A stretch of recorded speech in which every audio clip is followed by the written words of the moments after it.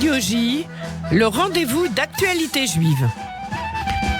Alexis Lacroix, Laurent Cohen-Coudard, bonjour, merci d'être avec nous ce matin. Bonjour, à la Lise une d'actualité juive ce matin, l'espoir vraiment. L'espoir, on l'a. Laurent. Notre journal est bouclé le mardi soir. Oui. Alors c'est vrai qu'avec du recul, le lendemain, on peut pas revenir en arrière, ajouter un point d'interrogation. L'espoir, oui, c'est ce qu'on aimerait. C'est ce que, donc évidemment, il y a eu on parle des dessous de l'accord dans ce numéro. Donc des choses ont été promises sur 58 otages libérés avec une contrepartie, avec un nombre de prisonniers, de terroristes prisonniers palestiniens. On a l'habitude d'un chiffre qui est démesuré. Voilà. Aujourd'hui, c'est vrai qu'on se pose des questions parce que les premières libérations devaient commencer aujourd'hui. On nous annonce ensuite vendredi. Je dirais que même aujourd'hui, on va mettre un point d'interrogation parce qu'il y a des choses qui nous dépassent un petit peu. Certains avancent une guerre morale, mentale, psychologique, qui est prônée par... ça fait partie de la stratégie de mouvements terroristes comme le Hamas, le Hezbollah. D'autres avancent qu'Israël voulait s'assurer d'une sécurité extrême. Ça va passer par l'Égypte. Les otages vont passer par l'Égypte, évidemment. Ça va pas être un échange sur un pont, rendez-vous à 14h. Ça passe par l'Égypte et donc Israël de son côté voulait aussi s'assurer d'une sécurité. Après, on s'interroge sur ce qui va devenir l'espoir qui était très grand mardi. On va pas dire qu'il diminue aujourd'hui, on va rester optimiste et positif. Mais voilà. Ce qu'il faut considérer, c'est le numéro d'actualité juive de cette semaine, un numéro d'analyse au pluriel. Je pense que c'est ça qui est important. Oui, Alexis. De toute façon, si vous voulez, la plus-value d'un hebdomadaire n'est pas dans le commentaire de l'actualité immédiate, par définition. Oui. Celle-ci, en plus, est extrêmement fluctuante d'une heure à l'autre. En revanche, effectivement, là, je complète ce que dit Laurent et qu'il a tout résumé. On est quand même sur un paradigme actuellement. Les heures que nous vivons sont sur le paradigme autour de cette question de la libération potentielle d'otages. Bien sûr. Ce qui est certain aussi, même si cela ne résout pas toutes les questions, c'est qu'Israël a validé cet accord officiellement. Maintenant, effectivement, il faut espérer, nous ne pouvons que prier d'ailleurs, que celui-ci prenne effet. Entre véritablement dans la réalité. Bien sûr. Alors ça peut-être prendre un peu plus de temps que ce qui était prévu, mais effectivement on ne peut pas totalement exclure comme les pessimistes, on va dire. Parmi les faucons, il y en a un certain nombre et ils ont raison. Cette espèce de guerre des nerfs que la centrale terroriste et islamiste pourrait imposer à l'État d'Israël en faisant durer en quelque sorte le suspense. Tout ça ne peut pas être absolument exclu. Ce qui est sûr en revanche, c'est que si on essaye de paramétrer là aussi le moment présent, on est à la fois sur un moment militaire où de toute façon l'opération continue tant qu'il n'y a pas de trêve et elle reprendra évidemment ensuite pour mettre fin définitivement si vous voulez, au danger que représentent les infrastructures militaires du Hamas. Il faut sans doute encore quelques semaines. On le dit sous contrôle, c'est-à-dire nous ne sommes pas des spécialistes de l'armée, ni non plus des opérations militaires, mais en gros, tout le monde le devine. Mais par ailleurs, effectivement, nous sommes au début, à l'amorce, à la seule amorce, mais d'un processus diplomatique relativement vaste qui impliquera probablement de plus en plus dans les semaines à venir, on peut le dire vraiment sans risque de se tromper, les États-Unis d'Amérique. Alors justement, on fait le lien très vite avec Biden. Alors, on peut faire le lien avec Biden.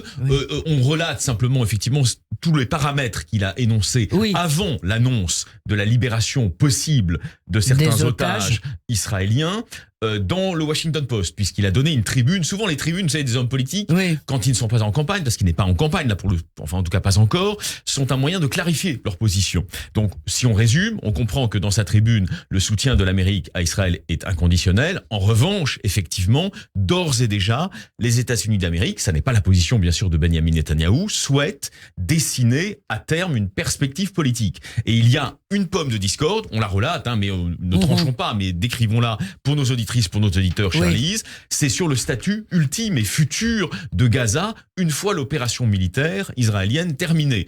On sait que Benjamin Netanyahou souhaite de facto que Gaza reste sous l'administration israélienne et on sait que les États-Unis, d'ores et déjà, par la voix de Joe Biden dans le Washington Post, s'opposent à cette perspective et sont plutôt, alors si on va très très vite, pour remettre en selle en toute lucidité, une autorité palestinienne qui aujourd'hui est un petit peu à l'écart du jeu et sur laquelle visiblement les États-Unis veulent à nouveau miser C'est un point d'accord d'ailleurs avec Macron. Bon, oui. Je finis là-dessus. Ils sont l'un et l'autre pour la reprise de la perspective, aujourd'hui considérée en Israël comme impossible, des 2 États, des fameux 2 États. Voilà. Laurent Cohen-Coudard, à quoi jouent les musulmans de France? Ça fait l'objet d'un des articles. Oui, tout à fait. C'est vrai qu'on s'interroge. On va dire qu'on l'a vu lors de la manifestation contre l'antisémitisme. Oui. Il y a une mobilisation zéro des musulmans. On peut le dire. Avec des propos qui ont été tenus par celui qui est considéré comme le porte-parole de la Grande Mosquée, qui est venu sur les plateaux pour remettre en question les actes antisémites. Il y a une question de victimisation dans tout ça. On va entrer un petit peu en profondeur dans la psychologie, mais vous savez, c'est un petit peu le même concept que lorsqu'on arrache une affiche d'un otage. On se demande ce qui se passe, mais je crois que ça embête les gens de voir les Juifs, ou Israël en l'occurrence, dans la peau de la victime. C'est une position dans laquelle les musulmans se sont installés. Aujourd'hui, on l'a vu d'ailleurs dans une interview sur Mamri où la journaliste demandait à un des responsables du Hamas, vous vous rendez compte qu'avec ce que vous avez fait le massacre, maintenant, les gens vont plaindre Israël, ils auront un capital sympathie. C'est une chose qui leur est insupportable. Aujourd'hui, voilà, ils se sont débattus comme ils pouvaient les musulmans, ils ne sont pas présents, personne ne s'est manifesté, on entend peu de revendications sur le fait terroriste du Hamas. Donc voilà, on nous a souvent dit de ne pas faire d'amalgame. On va continuer à ne pas le faire, mais on commence à se poser des questions. À se poser des vraies questions. Les 2 collectifs. Oui, on parle de nos amis Franck Tapiro et Harry Bensemoun, effectivement, qui sont montés au créneau. Ils sont très, très actifs de manière générale, tous les deux. Et c'est exponentiel depuis le début de la guerre en Israël. Donc voilà, ils sont montés au créneau pour s'opposer à tous les fakes, tous les mensonges. Et toutes ces choses, en fait, qui nous insupportent. C'est vrai qu'on est pris par 2 fronts, en fait, depuis le début, dans le Ham Israël, dans la communauté juive. On doit faire face à toutes les horreurs et tout ce qu'on subit. On le rappelle, 1400 morts. Pour la France, c'est l'équivalent de 100 000 morts en une journée. Il faut un petit peu remettre à échelle. Bien sûr. Tout ce que nos frères, nos sœurs ont subi, les horreurs absolues. Et en contrepartie aussi, on doit faire face à cette injustice quotidienne, j'allais dire chaque minute.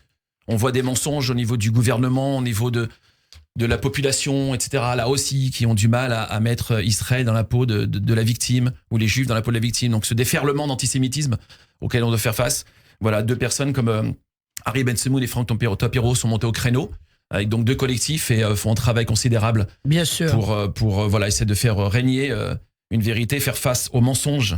Et voilà, avec des faits intangibles. Voilà. Et c'est vrai que le travail de Ben Semoun et de Tapiro, il est important dans un moment où la bataille en France est aussi une bataille de l'opinion publique, pas seulement. Mais si l'on veut faire régresser toutes les manifestations très inquiétantes de l'antisémitisme qui est en pleine efflorescence depuis le 7 octobre, il faut aussi travailler en profondeur sur l'opinion publique. Je vais employer un mot que j'aime bien, mais c'est le travail gramsciiste en quelque sorte, vous voyez, le travail intellectuel, culturel. Et c'est vrai que Tapiro, comme Bensemoun, y contribuent avec beaucoup d'intelligence, parce qu'en plus, ils ne sont pas dans la distorsion des faits. Vous voyez, ils rétablissent les faits dans une optique qui est favorable à Israël, mais qui n'est pas non plus une optique étroitement militante. Vous voyez, et c'est ça qui peut nous aider collectivement en France à comprendre ce qui arrive, et donc évidemment à comprendre aussi la profonde, l'entière légitimité de la riposte israélienne, même si naturellement, et là nous rejoignons des aspects politiques plus généraux, il est parfaitement légitime aussi de vouloir dessiner ultérieurement une perspective politique, mais c'est pas incompatible. Bien sûr. Après leur travail d'autant plus difficile qu'on est face à des gens qui sont dans un déni permanent, dans un mensonge, dans une ignorance.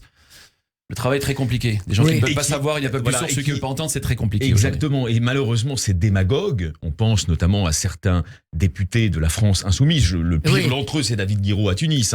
Mais alimente plus ou moins consciemment d'ailleurs une haine inextinguible de l'État juif fondée sur la méconnaissance. Car c'est vrai que ça, c'est quand on est un homme des Lumières, et nous le sommes à l'actualité juive fondamentalement. Vraiment, on pense qu'on peut faire régresser la haine par la connaissance. C'est vrai. Bensemoun et Tapiro, à leur manière, le font. Alors, on va terminer là-dessus. On soutient Actualité Juive, actualitéjuive.com pour s'abonner. Et quant à moi, j'aurai le plaisir de vous accueillir dès la semaine prochaine. Plaisir partagé, pour un nouveau vous savez. numéro. D'accord, alors. Voilà. Merci Alexis Lacroix, merci Laurent Cohen-Coudard. Bonne journée.